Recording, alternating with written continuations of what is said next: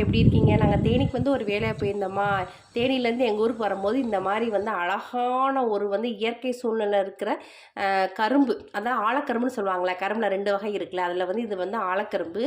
இது வந்து ஃபஸ்ட்டு வந்து எங்கள் ஊர்லலாம் இங்கே வந்து வந்து நெல் வந்து தான் வந்து பயிரிடுவாங்களாம். ஆனால் இப்போலாம் வந்து வேலைக்கு ஆள் கிடைக்காதனால வந்து இப்போ வந்து என்ன செய்கிறாங்கன்னா, இந்த மாதிரி ஆழக்கரும்பை வந்து போட்டிருக்காங்க.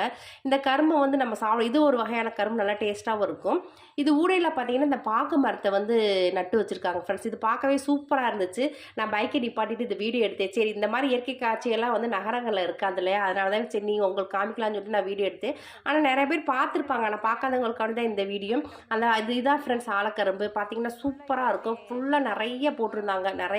நிறைய பரப்பளவில் வந்து இந்த கரும்பு வந்து பயிரிட்டிருக்காங்க. இதுக்கு இப்போ அந்த பக்கம் பார்த்தீங்கன்னா தென்னந்தோப்பெல்லாம் வேறு இருந்துச்சுமா, அதுவுமே நான் அந்த வீடியோவில் காமிச்சிருக்கேன். இந்த வீடியோ உங்களுக்கு பிடிக்குன்னு நினைக்கிறேன். இதுதான் ஃப்ரெண்ட்ஸ் அந்த கரும்பு. இந்த கரும்பு பார்த்தீங்கன்னா சூப்பராக இருக்கும். இதுதான் நம்மளுக்கு மண்டபத்துக்கும் பயன்படுத்துகிறாங்க. இந்த வீடியோ உங்களுக்கு பிடிக்குன்னு நினைக்கிறேன். இந்த வீடியோ பிடிச்சா லைக் பண்ணுங்கள், ஷேர் பண்ணுங்கள், கமெண்ட் பண்ணுங்கள். பாய்.